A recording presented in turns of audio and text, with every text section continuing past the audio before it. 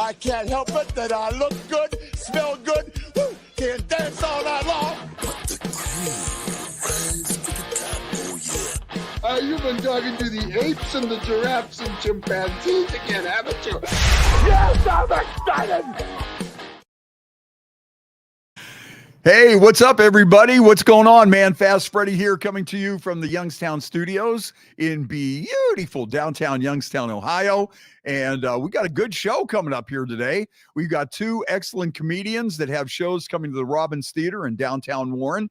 And we will be hearing from Carole Montgomery, who will be one of the headliners for the Comedy of Women of a Certain Age show coming to Robbins Theater on the 21st, I believe. And then we have our buddy Basile, Youngstown favorite Basile. And Basile's got a show also coming to the Robbins Theater on March 2nd. And Basile will be taping his show for a comedy special live. So if you're in the audience for this one, you'll be a part of that taping. And hopefully you'll see yourself on some big TV show coming up. So I think one of the reasons Basile chose Youngstown is because he loves the people here. We love Basile. And also, Carole is going to be here, so I guess anytime we're ready to get things going here, we could get it started. So this is our what is this? Is this our first show of the new year?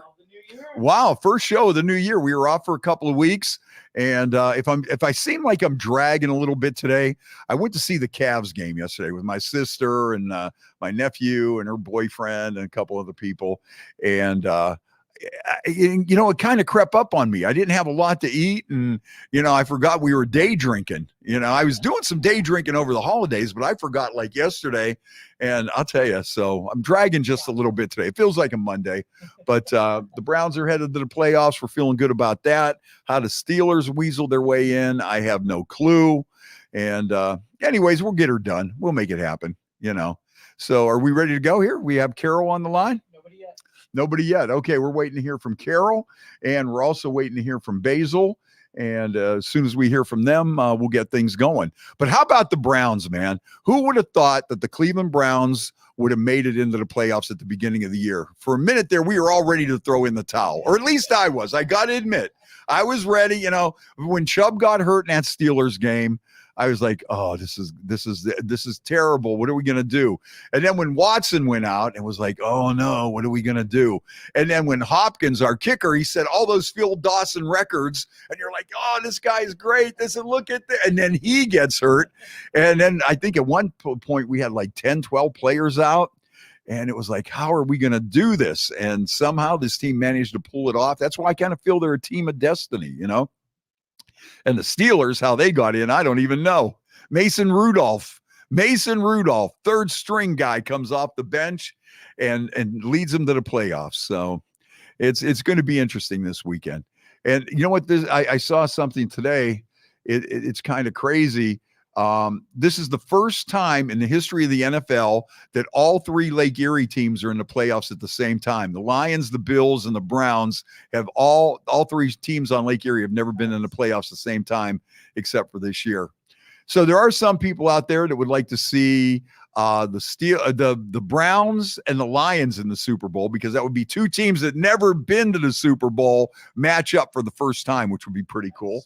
And then there's some other people out there are like, wouldn't it be something if Baker Mayfield and Tampa Bay end up playing the Browns in the Super Bowl? That would have a great storyline too, you know. So you're always thinking about that, and I'm sure the NFL has all those scenarios going through their head too, is what they would like to see, and you know, what kind of drama they can create. Browns versus the Ravens, and then Browns versus Tampa Bay. Yeah. If the old Browns beat the new Browns beat the old Browns to get in, and then they take on Tampa Bay with their quarterback that they threw to the gutter. That would be interesting. And the Lions and the Browns would be interesting too. Just two teams that have never been to the Super Bowl battle it out. But that would be a good one too. All right, we got Basile here. The Greek god Basile is in the house. And how you doing, Basile? Good, man. Carole is trying to get on. I think you're going to need to have someone, Joe, send her another link. She said the link is not working, Fred. Okay, well, we'll take care of that. And while he's doing that, we'll chat here for a while. So what's up, brother? Haven't seen you for a while. 2024 is going to be a big year. Yeah, 2024 is unbelievable. First of all, I'm in Cleveland next week, and to play Northeast Ohio on the 13th of January, where the Browns are going to begin their Super Bowl trek, beating Houston again at Houston. Freddie, my nipples are hard thinking about it, to be quite honest with you. And it's really going to be an unbelievable thing. It truly is. With our defense, I see good things happening. Yeah, it's going to be a lot of fun, man. Who would have thought that this team was going to be in the playoffs to begin with? When everybody went down at the beginning of the season, it was like, oh, here we go, another Cleveland Browns season of gloom and doom, and here we go. We're all so used to that, and then they just kept winning and winning and winning. The team's motto is go 1-0 every week. That's all they're thinking about, going 1-0 every week, and it seems to be working. You know that as well as I do. You take one game at a time. That's all you can do. You can't stack up and worry about next week and the week after. You got to worry about our Super Bowl is this upcoming Saturday at 4:30 when there's kickoff time. And I'm telling you, that's the way. Now, I give a lot of credit to Stefanski and the coaching staff. And I love my football. All right. I love my football. But the thing is, and I'm a huge Browns fan, more than comedy. But speaking of comedy, Freddie, I have decided that I will be at the Robbins Theater March 2nd to film a comedy special that we're doing. And I'm very excited. We're doing it for Amazon, and I want to do something great. And Netflix is still in play, but right now we're doing it independently, and we're going to do it at the Robbins. And I'm very, very excited about because listen, man, you know as well as I do, I love the Youngstown area. Always have, always will. And listen, man, how many times have we had when we were back in the day when we did the Wheel of Spank, when we wound up doing all that crazy stuff that people followed us, when we heard those two girls doing God knows what to each other, and the guy to win tickets goes out of the car. It was mystical and magical, and it brings a tear to my eye, Fred. Those were some really crazy times, man. The Wheel of Spank and what was the other one? Well, like you say, the two women that were just making out on the phone to win tickets. I mean, me and Basile were just sitting there like going, it was a really kind of an awkward moment, really. It's like, but it brought us together, Freddie, as two men appreciating two women enjoying themselves. It still to this day brings a tear to my eye, to be quite honest with you. And then we did the thing where the guys pulled out a shotgun and they started shooting out the windows of a junk car. That was something that was just amazing. And the Wheel of Spank was something else. And then remember we were doing, we would turn your house into a comedy club, and we would come there and you'd do the show, and we'd be going through people's drawers and through their refrigerators and just all kinds of crazy stuff. But I mean, you've been playing the Youngstown.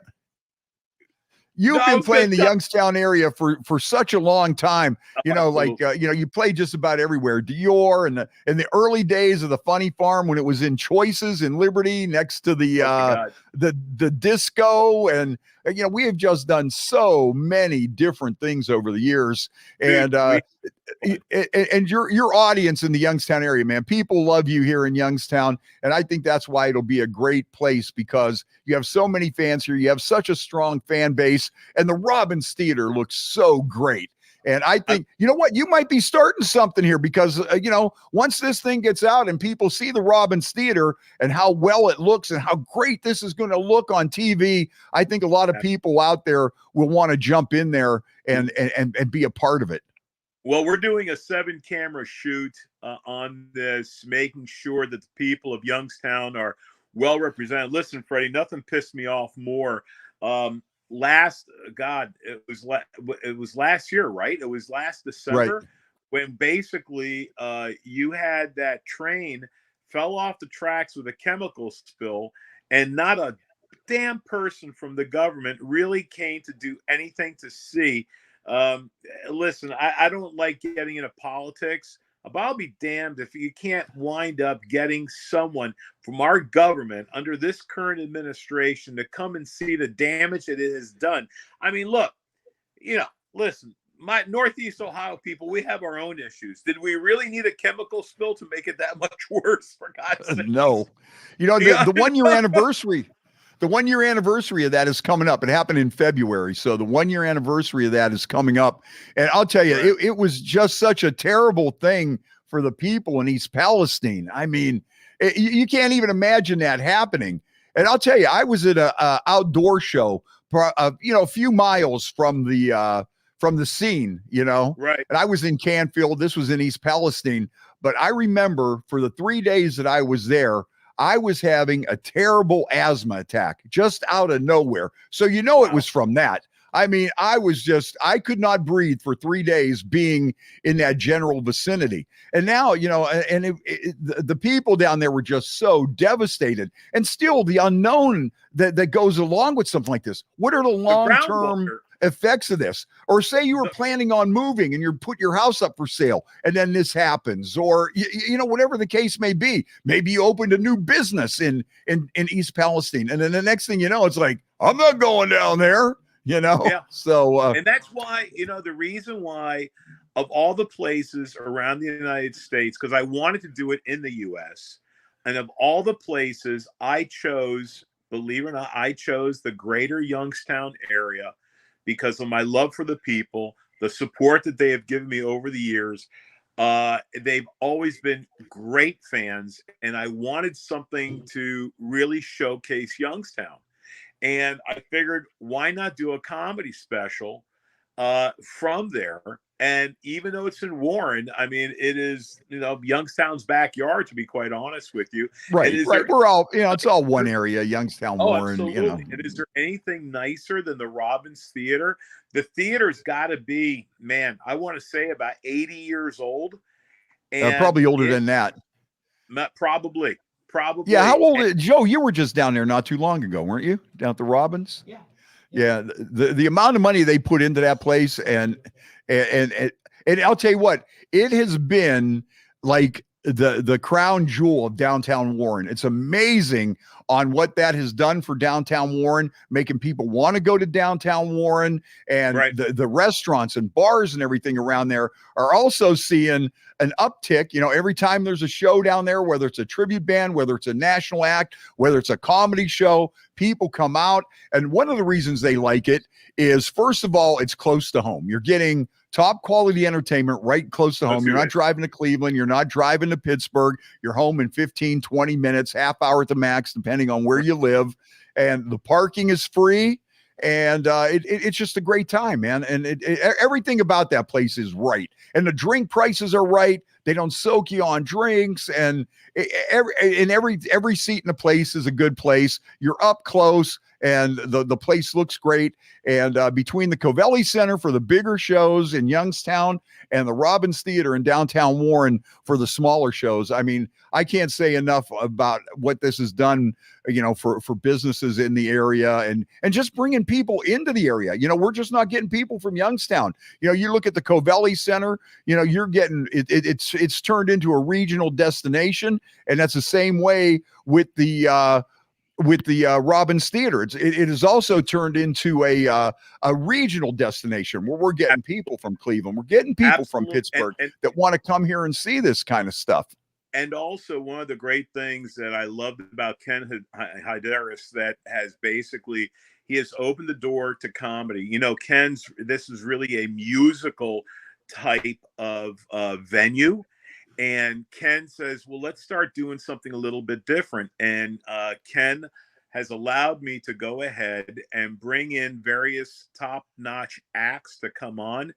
I was very, very, very fortunate to have a good friend in Carole Montgomery, who started this Women of a Certain Age to come. And you could see this show right now. You can see it on Showtime. And, bringing Marsha Warfield herself, and bringing top-notch acts. And this is my first, soiree to bring women of a certain age, where, Marsha Warfield, who we all knew from Night Court, and she is reviving her, her act. Right, the show's coming back. The show's coming back, and Roz is actually making a comeback, and she's going to be there with Carole. Is Carole on with us? Yeah, Carole's on with us. Hi, Carole. How are you? Guys, I don't know why. I for some reason, you can only see the logo. You cannot see my face. And I put makeup on, so I'm very upset. Oh, man. To see that I actually took a bath and I look good. But for some reason, every time I click on the camera, it goes, "You don't have a camera," which is stupid because I do other streaming shows. So I apologize. So that's just me and the logo. So hi. Hey, Carole, how are you? So you got the Women of a Certain Age comedy show coming to the Robbins Theater on January 21st. And Basile and myself were just talking about what a great venue this is and how we're, opening up the comedy. So you and Basile have been familiar with each other? You guys know each other? And yes, we've been friends for many, many years. But let me just say the date is January 20th, not January 21st. Okay, we want to make sure we get them there on the right day. Yeah, that'd be great if we sell out, but it's the 21st. That would not really help because nobody will be there. Yeah, Basile, I don't even know. I mean, I've just known him forever. We've known each other for how many years? Oh, God. Carole, it's got to be over 20, 25 years. Yeah. Well, put it this way. This is how I always say how I know. So do you remember when I was pregnant? Yes. Okay. So it's more than that because my son will be 32. So we've known each other a long time. And now we've lost Basile. I'm sorry. Okay. Yeah. Oh, yeah. He's back. There you go. I'm back. And basically, I want to say about 20 plus years ago, Carole was playing in New York, and I wanted to see the show. And she goes, "Hey, you want to do a set real quick?" And I said, "Sure." And it was fun to be able to do that set in front of because I'm originally from New York, and a lot of people don't know that. But I got my comedy start in Cleveland with Steve Harvey and AJ Jamal and Bertice Berry and oh God, a bunch of us, and Mike Veneman, the late great Mike Veneman, and it was really, really wonderful to be able to cross paths with people who I knew from New York, and then we started talking, and I've always admired Carole is so much, and to me, she's one of those talents, those rare talents that she is. More than just a comedian, she's an executive producer. She put together a show that basically broke all the rules because a lot of guys feel, well, if it's not a guy, it's not funny, and that's a bunch of bullshit. You and I know that. And she is one of the funniest ladies I've ever met, and she put together these specials, and I think that greater Youngstown, Warren area, to see women of a certain age, if you've seen it on television and you laughed your ass off, you're going to laugh your ass off even more because of the way this show is. And she puts on the great talent. And not only is she a good friend, I just admire her as a pro. And she's one of the funniest people around in the world. So not just in the U.S. So Freddie, I want all your people to come and see my special March 2nd. I want you to go and see Women of a Certain Age, and tell who else you got on the show because it's going to be one hell of a show. Yeah, tell us a little bit about the premise of the show, what people can expect, the other people that are on the bill with you. Give us the whole rundown and how this whole thing got started and what it's all about. Yeah, and Basile, thank you. You're so kind, and I appreciate it. Love you. I love you too. And both Basile and I have been in the business a very long time, and so we've been in the trenches, and I'm sure Basile will agree with me on this. Is like, you have ideas and you throw them up against the wall, and they sometimes never stick. And for some reason, when I came up with this idea, I remember telling the idea. I said, there should be a show with this older female comics, and my husband went, "That's a great idea," and it just snowballed. It really did. It snowballed to the point where we premiered the show in 2017. In the fall, we had the deal with Showtime 6 months later, which is unheard of. It is absolutely unheard of to have it go that fast. And Very then true. we taped that show. It was the highest rated Showtime special, comedy special of 2019. And at the end of 2019, they gave us the second special. And then, there was that little thing called the pandemic that kind of messed everything up. But we shot the third special during the pandemic. We had to actually postpone it because we had a COVID scare. And so we had to postpone it for a month, which was like a nightmare. And people were coming to the they came to the we shot that at the Irvine Improv, the third one, and they came wearing masks, and everyone was the usual stuff we did, and we pulled it off. It was great. But it's basically women in this business get the raw end of the stick, especially older women. Like I always like to say that when you turn 40 in Los Angeles, you're dead. Yeah, God knows. What I mean? Yeah. I'm sure because the Golden Globes were just on, you saw all the women, and they're all looking, and there's women, older women, and they're all with their faces all tightened back, and because that's how we've been taught to survive. And I was like, you know what? I know so many older women that are great comedians. Let's do that. So to answer your question about who's on the show, Vanessa Hollingshead, who was on the first special with me, she actually sold the show, because we did a showcase for HBO and Amazon. I mean, all the networks, Showtime, Apple wasn't around back then, but we did a showcase for them, and she destroyed this tiny theater so hard that they basically gave us a deal that night. And so that's what you're dealing with Vanessa. She's very freeform. She's very energetic. And then, of course, Marsha Warfield, as Basile said, a lot of people know who Marsha Warfield is, but for comedians, she's a legend. She's a comedy legend. For example, Sherry Shepherd, who has that new TV show on, I forget, in the daytime, her green room is called the Marsha Warfield Green Room. So do you know what I mean? So she's a very beloved comic in our community, and she's so good at what she does. Do you know what I mean? There was we've been doing social media posts and all that stuff, and a gentleman reached out to her and said, "Hey, I'm coming to the show. Is there any way I could get backstage passes? I'd love to meet you." And she's on social media. She's just a regular human being. And she goes, "I don't know about backstage passes, but come up to me after the show. We'll take pictures." I mean, what kind of star? There's not a lot of stars like that in the world. And she's one of them. And you know what I think is... You know what I like about this whole show too? I think people of a certain age, meaning our age, yes.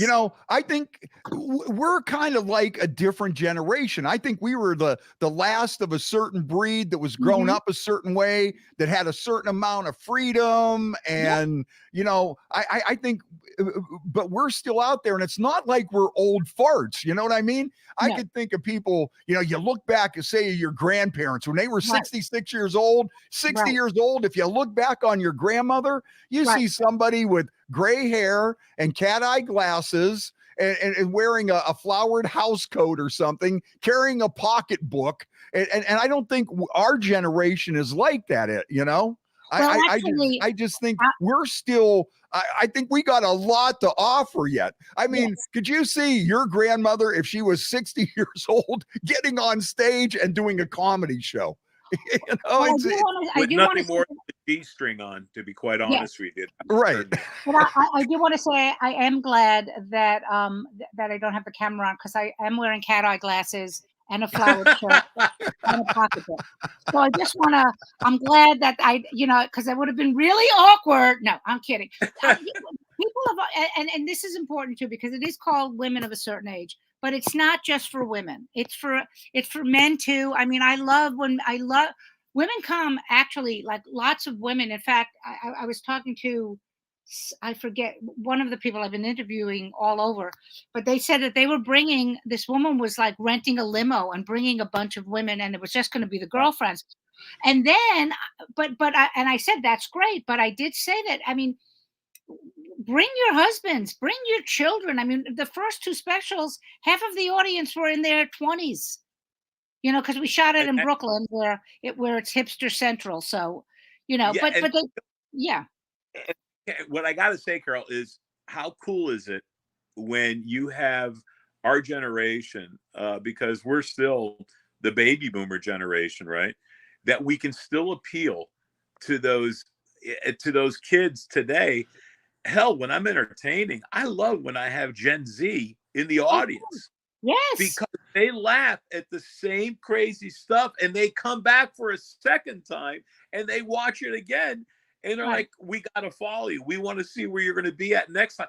That is when you know that you have these people. And I'm telling you, Fred, the young people come, the older people come, the grandmothers come. And by the way, I want to tell you that right now I'm wearing a G-string. He did have the house coat on earlier too, by the way. He did have that on a little earlier. Yeah, it's a lot of fun, and I'm one of the reasons why I'm really proud about this is because Basile knows this about me. I mean, yes, I make a living as a comedian by myself, but the joy I really have of it is giving my friends the chance to be seen and to shine. Do you know what I mean? And it's just, I say this all the time. You'll always hear me in the back of the room. I will always be watching because you'll hear me because I'm the one that sounds like a foghorn, like that's me. And I watch I go and and some of these women I work with all the time, and I know their acts backwards and forwards, and I still laugh because I just, and let's just cut to the chase, because a lot of people go, well, women all talk about the same thing. I will guarantee you that this particular show is going to be, everyone is completely different. Yeah. Do you know what I mean? Like we all are coming from, it's always funny when they say that about women. They always go, oh yeah, all women, all they do is talk about the same thing. But yet every young male comic I see talks about smoking weed in his parents' basement. So how come nobody says anything about that? No, she's absolutely correct. And I think there's that bias. They say, well, the funniest chick I ever saw was a guy. I mean, I've heard that line a bunch of times. And I used to think, I said, that is the biggest bunch of bullshit. Some of the funniest people I know are women, and I can watch their shows over and over and over again. And when I started watching, I was so proud of when she put out the Women of a Certain Age. Carole just did such a great job. I saw her stand up and just killed it. And all the other women that she wound up being this wonderful executive producer that put this magical show on. And you look at the mix of audience, young, old, male, female, gay, straight, doesn't matter. Everyone's going to love this show. It's the same way, Freddie, with my show. Okay, right. That's one thing I wanted to get out too about Carole's show is that this isn't like you're dragging the old man off to watch a Hallmark chick flick or something. This is going to be a night of real good, or maybe it is. I don't know. Wait a minute. I didn't see the show yet, so maybe I'm totally wrong on this. Maybe I'm going out on the limb. But from what I get, it's not like you're just going to go there. You're dragging the old man to see a chick flick. It's going to be a lot of laughs all night long. Right. Yeah. I mean, like I said, and then usually sometimes, it depends if we have time. Like sometimes we take questions from the stage because we all have great, we all do have amazing stories about what it was like to be on the road. It's not the same thing, as when a guy is going on them, because the first thing you have to think about is your safety. Yeah. You know what I mean? Like a woman on the road. The one story, which is I can tell there are many other horror stories, but one time I came back from a gig. It's 2:00 in the morning, and we're awake because we were on a high and everything. And someone knocks on my door, and I go, "Who is it?" And they go, "Maintenance." And I was like, "Well, hold on a second. Let me call the front desk and see if just to confirm you." And I heard the guy running away from the door. So he, you know what I mean, like. That's just one of the minute ones, and that got, thank goodness everything was fine. But I can tell you, we've all been there. We're just, all we're doing is we're trying to make a living as comedians, just like the guys, but we have the extra added thing about being a female. Now, who were some of the female comedians out there that influenced you and made you want to get into this? My number one female comic is Lily Tomlin. Now in Lily's case, she started, you know, a lot of people don't know that she did stand up, but she was a stand up comic. She did mostly characters, but she started like in the late 50s, early 60s when there was like 5 women and she was gay. So it was really a tough situation for her to be in, but she was also very, there's a way that you can hold yourself when you're around, situations. I've always been very lucky. I always say, I don't care if you think I'm funny, but everyone respects me. You know what I mean? No, I've been very lucky that way. So Lily Tomlin, of course, Joan Rivers. I went when I lived in Las Vegas. I was in Vegas for 10 years, starring a couple of shows out there. And Phyllis Diller was doing her final tour, and I went to see her. And I took my son, who was like 8 at the time, because I wanted him to see history. And Phyllis Diller, because Joan's always considered the bigger comic, I think, but Phyllis Diller was one of the best joke tellers I've ever seen, and she was in her 80s then. Yeah, she was magnificent. Now, how about? I was going to say, I was doing a television interview in Indianapolis. I can't remember if it was either an ABC or an NBC affiliate, and I had to follow her, and she stayed for my segment and gave me such a wonderful compliment. And she goes, what was her husband? Was it Fang? Fang. Yeah. And she goes, I just got to replace you, or I got to replace Fang with you. Honey, a little Greek goes a long way with me. And I started laughing. I'm like, oh. So she stuck around, asked where I was playing. I was playing at that time at the Crackers Comedy Club in Indianapolis, doing that. So that was great. And to do that, what a great oh my God, she's an icon. She's a comedic icon. Yeah. Now, how about you, Carole? What was some good advice that somebody gave you? Has any of these women, have you crossed paths with them, or somebody, gave you the proper encouragement, or, words of encouragement, or things that make you want to continue on? Well, I never got to meet Phyllis or Joan, and I'm still hoping to meet Lily Tomlin. But I will say the best encouragement I ever got. I was a young comic, and I was going out and I was doing spots at the Comedy Store. And at the time, the Comedy Store was known. The comics there were known to be thieves, joke thieves. And I was sitting outside with a young guy named Sinbad, who was just a young comic. And we were talking. I was like, "Oh man, I don't know if I want to. I mean, should I? I'm worried people are going to steal my joke." And he gave me the greatest. I still think this is the greatest line ever. He says, "Carole, they can take your jokes, but they can't take you." Perfect. And it really made sense, because so much of comedy isn't just the material; it's who you are on stage. It's funny because you talk about the women that I respected, but the encouragement I needed to keep going was also, I was a young comic, and for the young listeners, this was before the internet and we didn't have camera phones.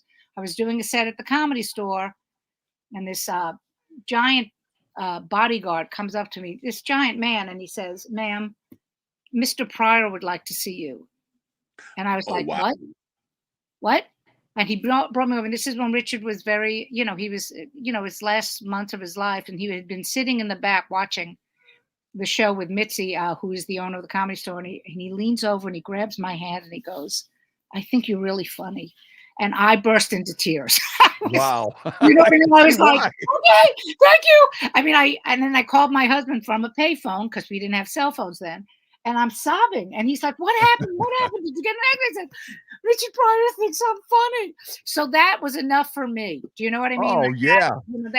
And I have no documentation of it, because we didn't have that back then. But in my heart, I know. I mean, that was that enough. Alone, really, that has to be something. How about you, Basile? You ever have a big moment like that, with somebody that really changed your life, or somebody that gave you that that kind of compliment? Well, Phyllis Diller, first of all, I would put right up on that. Phyllis Diller, and I was really using, because Fred, I do my act in Greek as well as in English, so I tour all over the world doing that. But I used to sit up at night, and my father would find me at 5 o'clock, 6 o'clock in the morning in front of the hi-fi, and I would sit there listening to Pryor's stuff.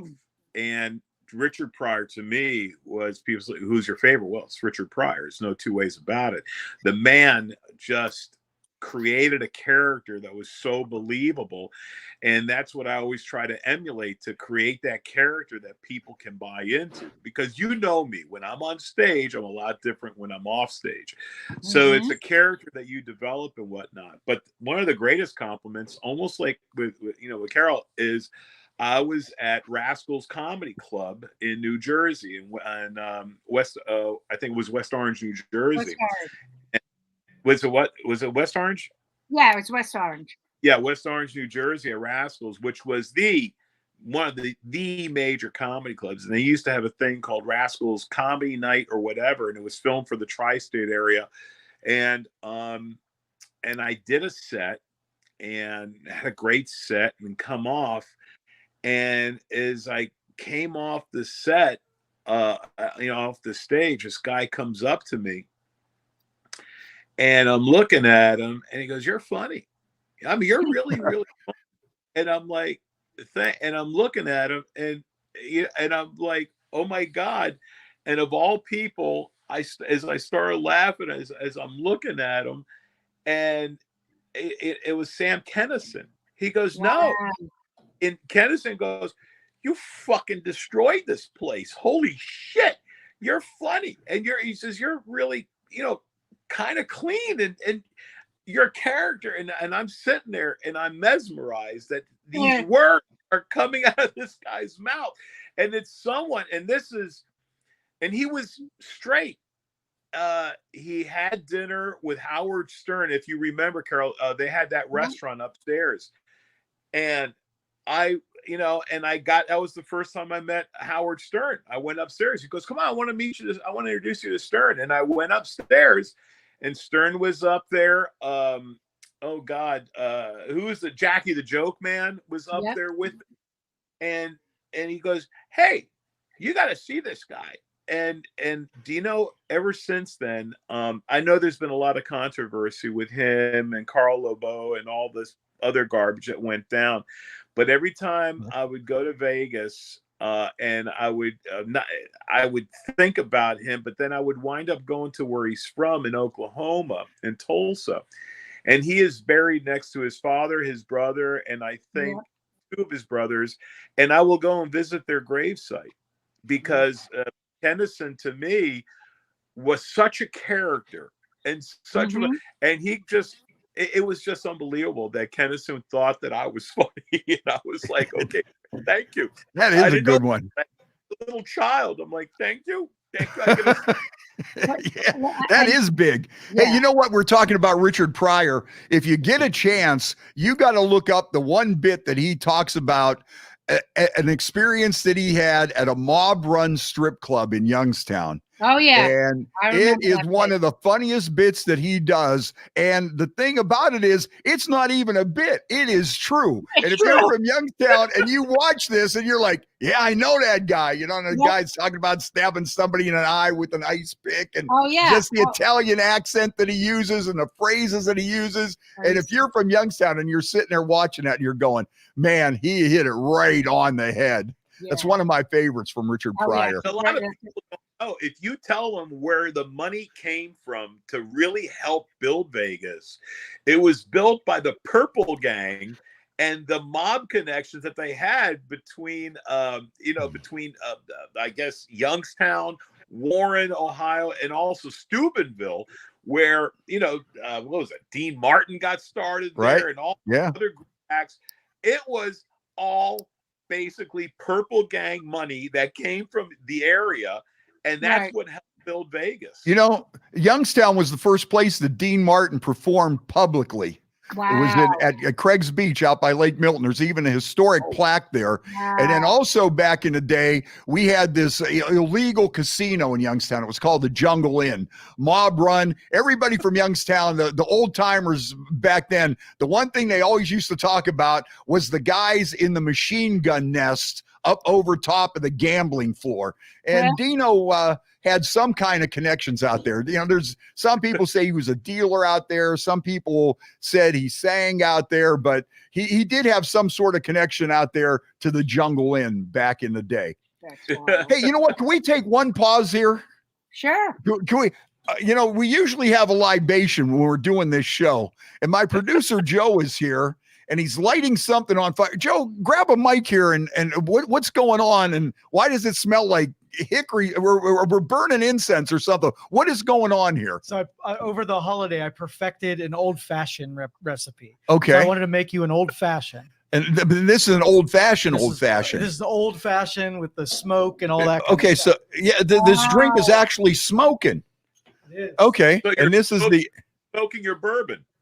Yeah, look at that. We're smoking our bourbon here. So this is a old-fashioned. And that you set on fire. Is that what you did? Yep.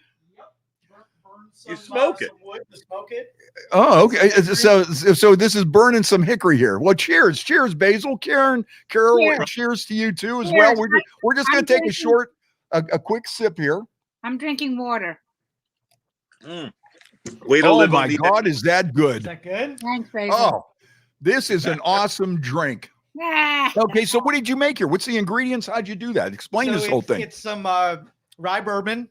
It's some bitters. Yeah. Some simple syrup. And then you got the smoke. That is a tasty drink there. Hey, we're getting high class here. Usually we're slugging, Mad Dog out of a bottle and we pass it around to all the guests. Now we're moving up here.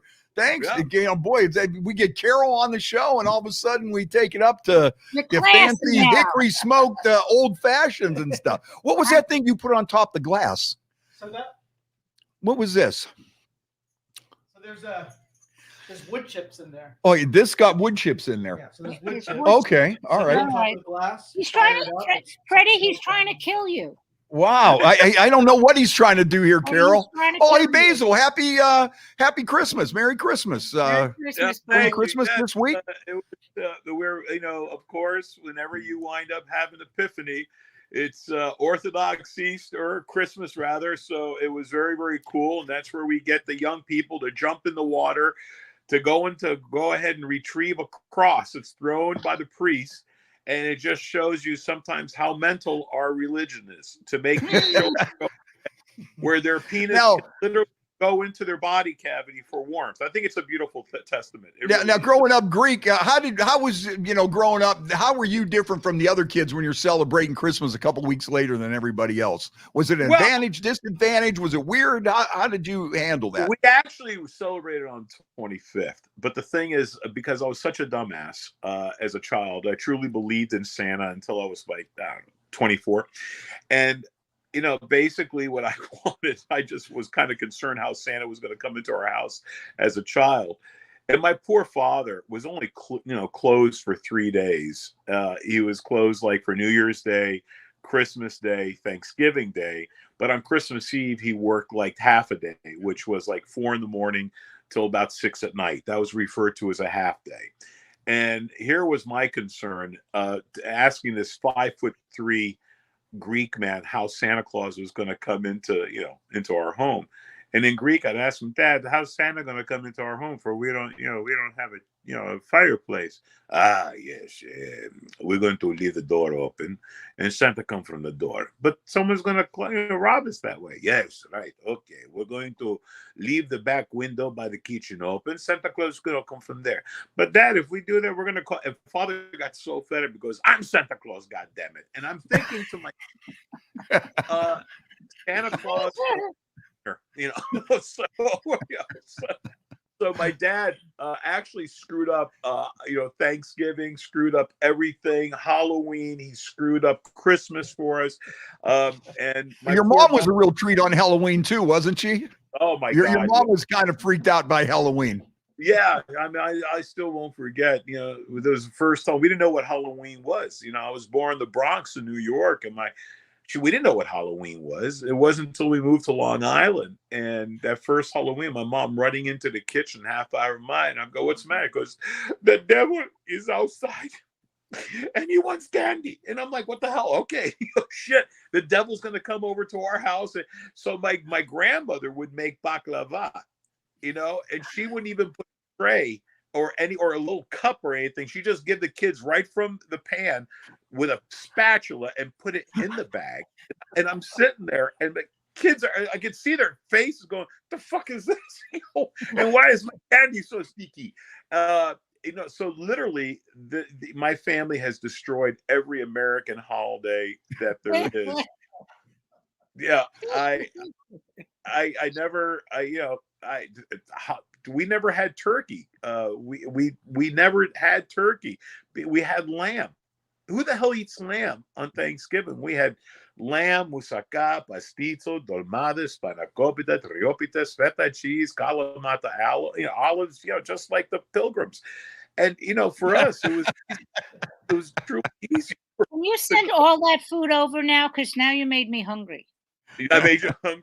Yeah, you need to. Oh, wait a minute. I have to stop you. You have to, at some point, I'm going to come down to your place and you're going to cook for me. Listen, you're helping me with my special. You're going to go ahead. I will cook you a meal. Look, when you do this, we're going to get together. Either I'm going to fly you down to Wilmington, or I'm going to go ahead and see you in New York. I'll take it to Astoria. We'll go to Kiklavas or something like that, a great Greek restaurant that I know. And we're going to have some. Either that. Hold on. I think we're working on another pilot here, right here. Well, this could be something. You might be onto something here. You and Carole, and you're cooking this Greek food, and you go to the Greek market, and I'll tell you what, this could be something. I know where I see talent, and I would love, and I told her this before, and she knows this, I would love to have her as my executive producer for a television show, but she's so busy doing her thing with women of a certain age, and one thing led to another. And Fred, on a serious note, she's probably one of the most talented comedians I've ever met. And notice I didn't say female. One of the most talented people who can find the funny out of anything and make you that much better. And the thing is, what she has done to bring an ensemble cast, to bring it to Northeast Ohio at the Robbins Theater, and to go ahead and do what she does, and the love that she spreads all over North America with her special, Women of a Certain Age, with not just 1, 2, but 3 specials that she has done. I mean, Fred, and I want all my fans in that greater Youngstown area. And I'm talking even, look, Western Pittsburgh. Listen to this plea. This is a heartfelt plea right here. I feel what you're saying. This is almost like a telethon. This is like a telethon to get some people to come out here. Carole, are you feeling the love here? Are you feeling the impassioned plea? I am, and I love Basile for that. But I will reiterate: any of Basile's fans, they better be bringing me food. Hey, Carole, fans, I want food. We should take her to and all the Greeks that are out there, they'll cook her a meal that you would never forget. Hey, Carole, I'll tell you a funny story.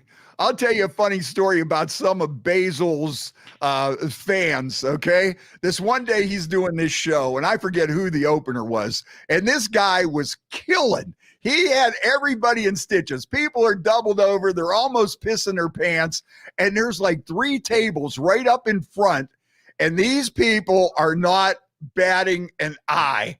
They're just sitting there with complete straight faces. And I'm like, man, I feel bad for Basile. He's going to come up here. I go, this guy's really kicking ass. These people, and they're sitting right in the front. And this guy goes through the whole show. He comes off. We bring Basile up. Here, it was 3 tables full of Greek people. And the minute he hit the stage, they just like erupted. It was just like, I can't believe it. It was almost like they were like plants. But just to see these 3 tables sitting there, straight face the whole time, not even paying attention. This guy comes out there and they just go berserk. I thought that was hilarious. That was funnier than the show just to see that. His fans are like the Greek version of Taylor Swift fans. Yes. Like when he comes on stage, they're screaming. They're like, Basile! Yeah. Oh, it's nuts. It's nuts. And hey, Carole, why don't you tell us a little bit about your up and coming days in New York and what that whole comedy scene was like there with, Catch a Rising Star and the comedy places and the people that were involved in this scene. Why don't you give us a little bit of background on that whole scene? I'm always amazed with that. And tell us a little bit about people you ran into, people you worked with. And, I've always found that scene very interesting. Well, I actually started, it was so funny. This is so interesting. A friend of mine just sent me, I used to tell the story all the time about when we waited online for Robin Williams when he was playing at the Copa. And this gentleman and myself ended up talking, because it was back in the day, there was no internet, there was no Ticketmaster. You had to wait. Remember when you had to sit and wait for the ticket office to open? But those were the good old days. I loved it like that better. Camp out in front of the record store, and you might even get lucky with a fellow, the female Journey fan or Bruce Springsteen fan waiting to get tickets, So we were sitting out there and we started talking, and it ended up he wanted to do comedy. I wanted to do comedy. And he sent me the ticket stub. He was cleaning out his house. It was April 14th, 1979. So I consider that's my day when I started doing stand-up. And then because I lived in Brooklyn at the time, there was a comedy club called Pips in Sheepshead Bay. Pips, sure. Okay, so remember what you were talking about when Pryor was talking about the Italians in Youngstown? Well, Pips was owned by the same men, and they never had female comics on the show. And I said the first time I ever went on stage, they hated me because they wanted me to go home and make sauce.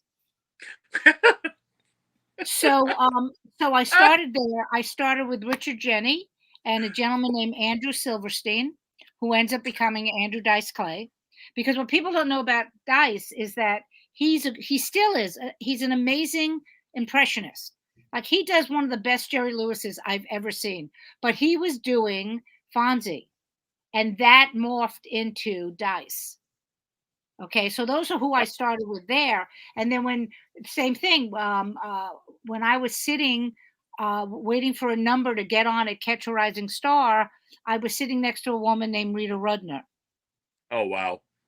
Yeah, so that was, and then when I passed to Catch a Rising Star, Paul Reiser was the MC because they were the people who were in charge.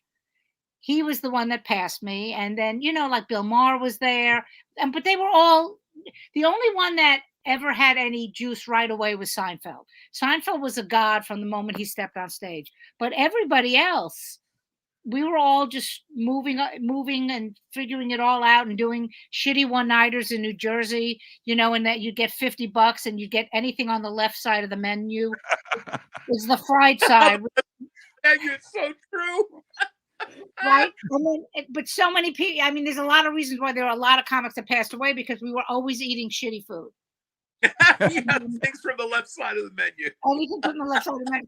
But with Basile, where he was mentioning about Sam. So, a lot, like I agree with you, Basile. With Sam, there's a lot of controversy, but he really he was a good soul. Yes. Because I remember seeing him. Robin Williams brought him out to Catch a Rising Star, and like I said, I was one of the young comics. We'd wait around late night, we'd watch, and everyone hated him. He was, because he was very abrasive. Everyone was, we hate you, you suck, blah, blah. But for some reason, we became friends, and he took me on all the Jersey gigs with him, where he would clear the crowd. He would clear out. They would be walking out going, you suck, we hate you. He was horrible. He wasn't, but they just hated him. And why I will always love Sam is because when I moved, I did some show that went straight to beta tape. So that's how long ago this was. And I had to work my set out, and it was in California. And he said to me, I'm going to introduce you to Mitzi. I'm going to get you a spot at the Comedy Store. And then we taped it at a place called LA Cabaret, which was in Encino in the Valley. He came to see the show. He sat and held my hand. And he wasn't the Sam, he became, but he was a big, he was going, you could tell, you knew he was going to be the next big thing. So I've met a lot of people along the way. And what I didn't realize is I believe in paying it forward, the people that helped me, I help people. I have comics come up to me all the time and go, "You don't remember me, but they didn't give me a hotel room and you let me sleep on the floor." I went, "Oh, okay." I don't remember, but I always did that, because I mean, I just remember I was the one great thing I loved about Sam is, so we were in LA. I'd never been to Los Angeles. I'm this young comic, and I'm in the car with him, and we're driving over the 405 going into the valley, and he says to me, he goes, "Okay," and it was nighttime, and he goes, "This is the greatest view you're ever going to see. It's when you go over the 405 and you go into the valley and you just see all the lights." To this day, when I drive in LA and I do that at night, I always think of that. I always think of Sam going, "Wait, you're going to see it," and you get to the top and you see it, and like it's shame. It's a shame that in the end, because of all the excess in his life, because what happens is as we all know, people who have made it, you get surrounded by people you can't trust, and people want the money and they want to be part of the gang, and and so unfortunately, it didn't end well. But he could not have been a kinder man. And a lot of people don't know, also, although he had his demons, he was a man of God. Yes, he was. He was an evangelist. He knew the Bible forwards and backwards. And yes, he did have his demons, but I respected him because I loved his character that he did. But, I even loved him out of character. And when he said those words to me, that's, it just, I wish I had that type of relationship with someone like that. Let me tell you who I had my relationship with, Carole. I don't know if you knew this or not. I think you do. I have a cousin in this business. His name is Alan Bursky.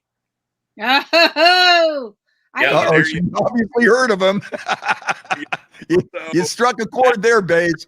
Yeah, so Alan Bursky, Herman Bursky, his father was a gem. His mother, Helen Bursky, a gem. She just recently passed away.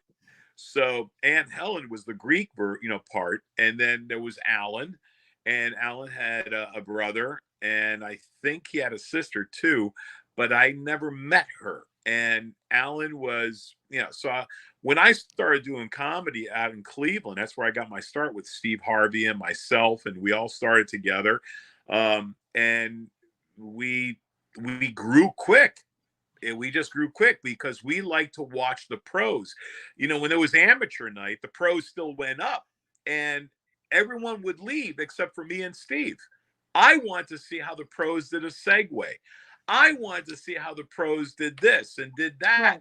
And I see how creative they were. And I'm like, wow, I wish I could be that creative. And, it was just something that was special.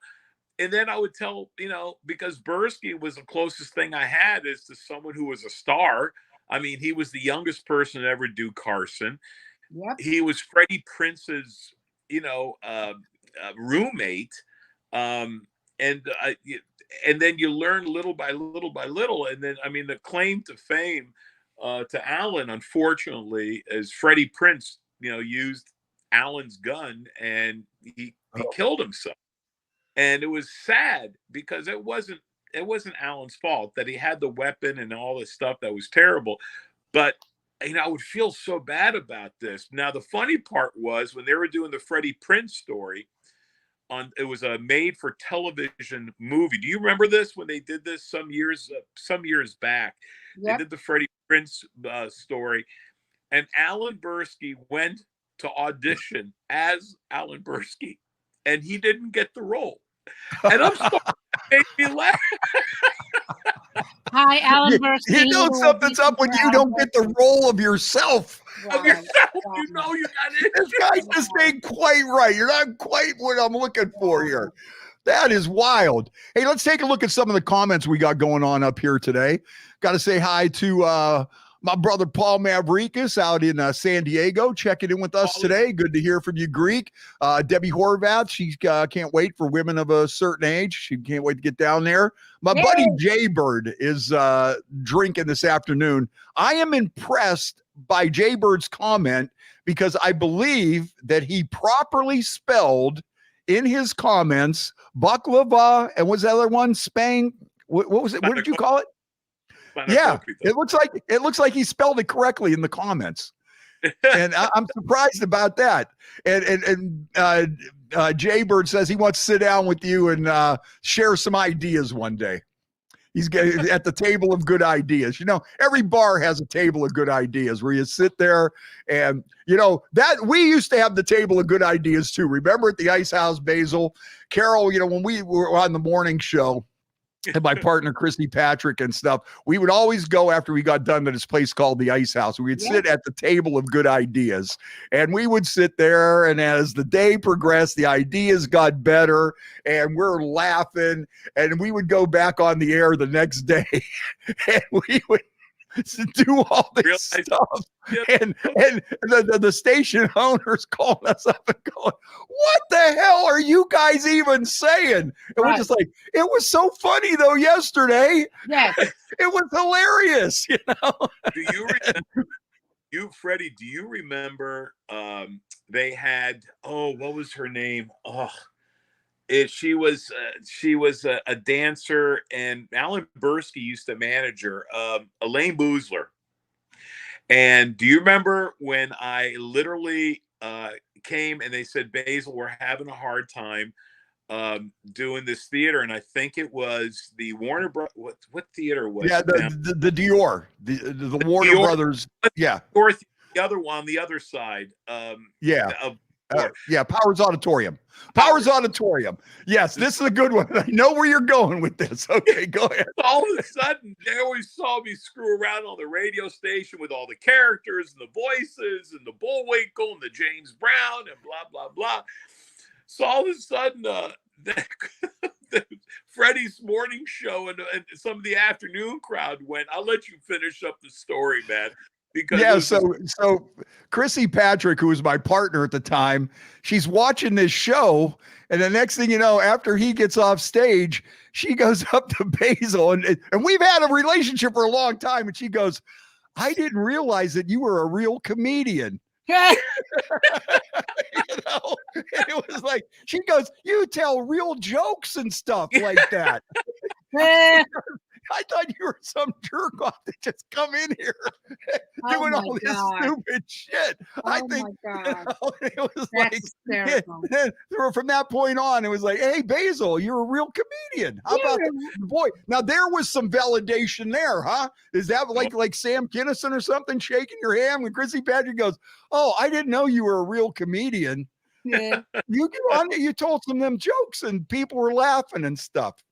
You're a real boy. You're a real boy, Basile. You're a real boy. I'll tell you what, very true. When you can impress Chrissy Patrick, you know you've done something well. You know what? I'll tell you another good one, Carol. That probably one of the most embarrassing things in my life. And believe me, I have done so many things that you wouldn't even believe. I have lost bets on the Cleveland Browns where I'm standing on a street corner in a G-string with my ass cheeks painted black and gold and a giant penis on my hat and on my head and all this stuff. One of the most embarrassing things ever is Basile, they decided to do this show, and they had it it was almost practically an abandoned bowling alley, and the bowling alley was going out of business, and there's like 3 people bowling, and there's like 50 lanes in this place, and they have like one light on where these people are bowling, and they supposedly had this comedy club, and you had to go through this maze of closed down bars and locker rooms and stuff, and you finally make it in there, and there's the stage.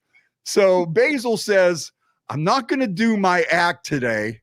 I want you to come up on stage with me. And we were going to do this wheel of spank that we used to do. We would spin a wheel. We would go out places. This might be why people didn't know that Basile was a real comedian. We would go out places with this wheel of spank, and you would spin the wheel, and wherever it would land, Basile would spank you with different things, like a leather glove. He had a pizza tray, Hot Wheel track, a pepperoni. So we would go out, we would spin his wheel. He goes, listen, why don't we do like the wheel of spank, and we'll do all this goofy stuff, right? So about 10 people show up for this show, right?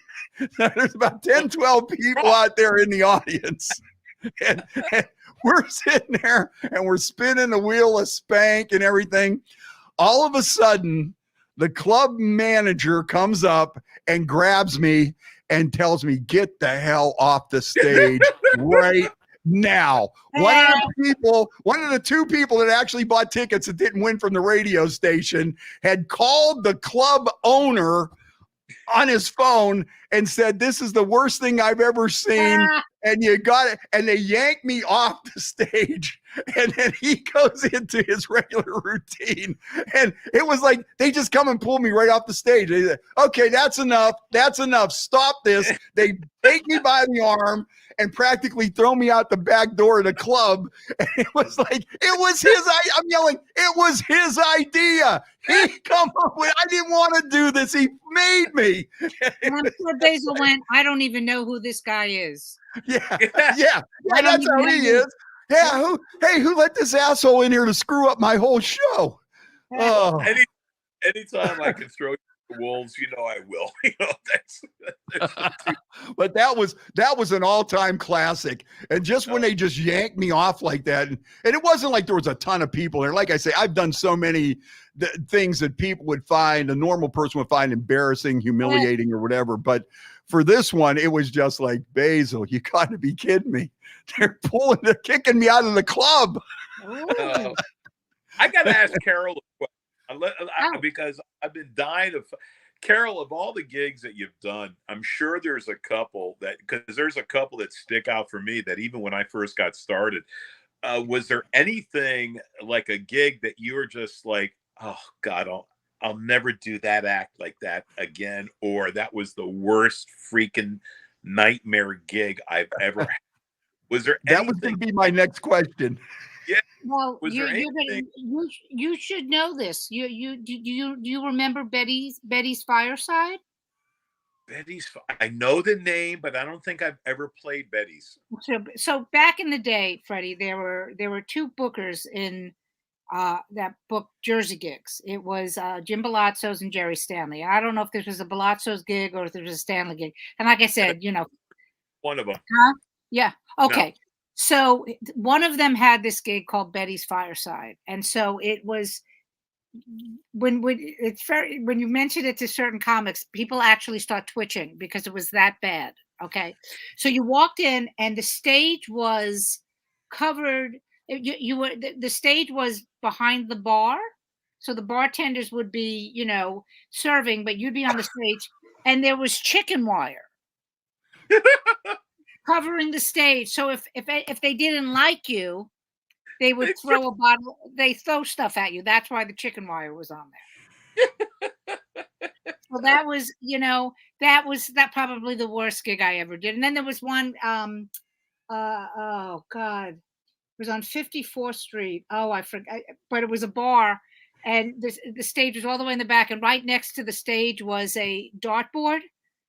So if they didn't like you, they started just throwing the darts at you. Oh. All right, Base, since you asked the question, you got to jump in now. Your turn. Mine involved some guy named Basile, and it was still. Let's hear yours. Oh my God! I mean, listen, when I started off with Steve and myself, and I'll be the first one to tell you, I thought Steve was, in a normal comedy club setting, was much smoother and a lot better, where I was more of the rough and tumble, and I can throw it right back at you. And I was suited for one-nighters, because one-nighters were, Carole will tell you, is mostly, bars that happen to have a stage. And so I was suited for that. And, and Steve was he was more graceful, and he never cursed either. In the beginning of his career, never cursed. And he was almost like, if you were to say something, "Well, what do you think about this guy?" I said, "Yeah, he's the heir apparent to Bill Cosby." That type of an act that he had back then. And so, they would send us in tandem because we were the two guys that came out of Cleveland. that started off and did all the, the funny bone, not the funny bones, I'm sorry, the punchlines. Yep. And so I worked for Ron, Chris DePetta, Ron D'Annunzio, Dave Montesanto, and Wow. these three guys own like about 10 to 15 comedy clubs, mostly around the Southeast, Florida, Georgia, South Carolina, going into Alabama, Mississippi, all that. And it was great. And the reason why, Fred, that they liked me was not only was I rough and tumble and I can move, but I also had a year of law school under my belt. And they put me opening act, and also evidently the legal advisor to get these guys out of jail, when they would get. So I remember Dave Montesano would look at me and goes, "Hey, listen, if you need money, let me know. I'm giving you $1,000,000 because they put me purposely with John Fox and okay, and Kenny Rogerson and John Fox." And I've learned, because Kenny Rogerson, to this day, still makes me laugh. John Fox, God rest his soul, and John Fox would sit there, and this was his opening line. I swear to God, ladies and gentlemen, John Fox. He walks up there, he goes, and he looked like that surfer dude that just let himself go, that type of thing. And he goes, "Two firemen are butt fucking in a smoke-filled room. What the hell is going on?" One of the firemen looks up and goes, "Smith here was overtaken with smoke inhalation." Chief goes, "Well, you're supposed to give him mouth-to-mouth resuscitation." The fireman looks up and goes, "Well, how do you think this whole fucking thing got started?" I'm sorry. And I would sit there and laugh, because John Fox was the guy who always, "Hey, we got to go get some cocaine. Let's go." Oh, yeah. I'm like, I'm the opening act. I'm like, why am I am so much smarter than this. Why am I going out and trying to find drugs for these guys and shit? Yep. But I learned to become a better comic. I've learned to become that guy who was more in control, crazy, in control. Freddie, you've seen my act hundreds of times when I would play there. You would always come to the show. You and I would smoke a cigar or have a couple of cocktails afterwards. And even though I don't party like I used to, because I'm usually on a flight the very next morning, take off to go someplace else, it was just one of those things where I learned, and Carole learned. And you got to imagine how much more difficult it was for her, and the ability, because being a woman, and not that she's of a weaker sex, no, I'm not saying that, but she's a target. And some of the stuff she could probably not get away with, and she still controlled her audience in a way that got laughs, respect, and people admired her. And like I said, you got to have some type of genius and brilliance to pull it off. My thing was more rough and tumble, but I learned to polish my own self. And believe it or not, I never had that major, I guess, agency and management and everything. I wasn't with Gray and Brillstein, and I wasn't with APA, and you name it. I did just about it. I even created the Greek, the Growing Up Greek in America series. I created that on my own, and did something. So we both went our different ways, but what a pleasure it has been to literally work together. And that's why, again, before this thing ends, this show ends, and Freddie, thanks so much for having us on, to be able to work with some, and I want my fans to know, you got to catch this show, and don't forget to catch my show when I film on the 2nd of March. Oh, right. And that's one thing I wanted. That's one thing I want to say about both you and Carole, that the fact that both of you have been in this now for 40 years and you continue to do things and you continue to make things happen. You know, you don't have to be George Carlin or something, and even with music and comedy and performing and entertaining, you don't necessarily have to be, I don't have to be Howard Stern to consider myself successful. And I think, you know, I like seeing people like you, like me, like Carole. We grind on, we keep on going, we keep on trying new stuff. And, you know, we still have the same passion that we had 40 years ago when we were starting out. And I think that in a way keeps us going. And, you know, I think that says a lot about, you know, especially you guys, that, you know, you have this desire and this drive. A lot of people have probably at some point to say, you know, forget it. But you guys, so what is it that drives both of you? Let's start with Carole. What keeps that drive going with you? And then we'll take that over to Basile. Well, once again, Basile, I love you so much, and I appreciate everything that you're saying. But I do want you to know, like he was talking about, you know, we came up in a way where like you had to have the right agent, you have to have the right manager, and I had to have that. I sold that first special without an agent or a manager, so it can be done.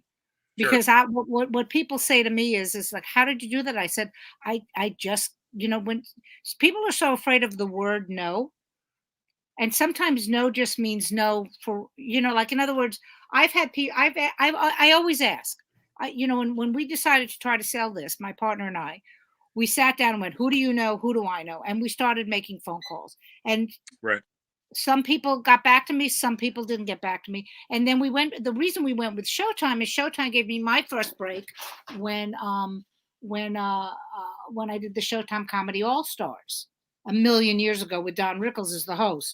So I wanted to go back to the place that gave me my first big break. So what keeps me going is my mother-in-law calls me the pit bull, because I don't take no for an answer. I just keep going, you know, because our business is so about keeping people down. Like you have to do it this way, or you have to be this, or you're too old, or you're the wrong race, or you're there's so many reasons to say no to somebody. And I'm like going, all right, well, if you don't want to use me, I'll go across the street. Like when comedy exploded the way it did, and when Basile and I were both headlining all over the country, you know, club owners would say to me, you can't work that club. I went, why can't I work that club? Well, because it's in competition with us. And I'm like, well, you can't tell me I can't make a living. So my drive, people, when I start talking about my drive, I get exhausted just thinking about it, because I'm like, oh my God, I'm 65 years old. I'm exhausted. But you know, it's really important that people understand it. And I say this on stage. I say, because it doesn't matter what race you are, it doesn't matter what gender you are, it doesn't matter, you know, what age you are. If somebody tells you you can't do something, fuck them. You know what I mean? You know what I mean? This world right now is so stressful right now, and people are always just saying you can't do this and you can't do that. It's like, show me why I can't. Tell me why I can't. You know, you telling me I can't do something? That's putting fire on the flame. Like, add some more wood. Please tell me not to. Please tell me I can't do something. No, that's what I'm saying. Absolutely. Well, listen, guys, it's almost time to wrap things up. And I just want to thank you both for being on the show. And Carole, I can't wait to see you on January 20th at the Robbins Theater. Comedy from Women of a Certain Age. It's going to be a lot of fun. It's going to be a great show. And then, of course, the centerfold of comedy, Basile. See, I'm kind of a little more laid back today, Carole, because usually when me and Basile see each other, we just start yelling shit out and stuff, you know.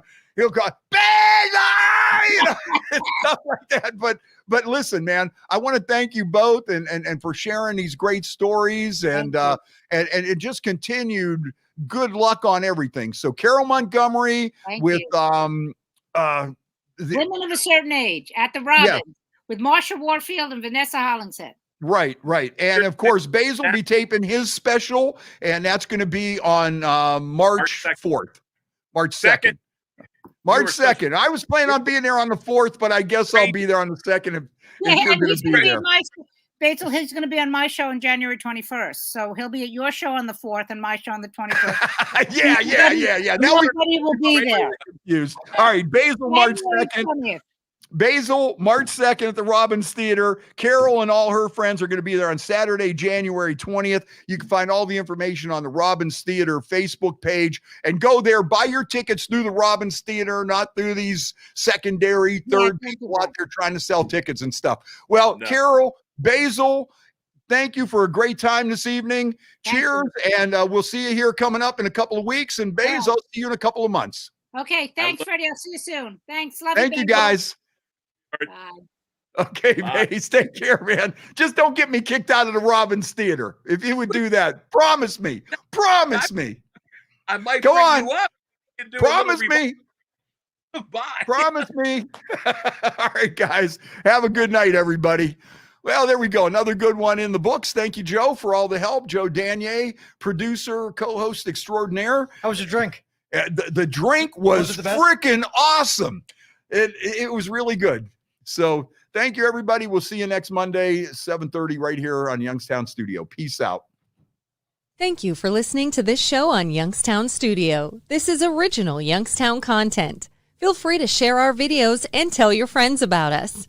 Don't forget to subscribe to our YouTube channel and follow us on Facebook.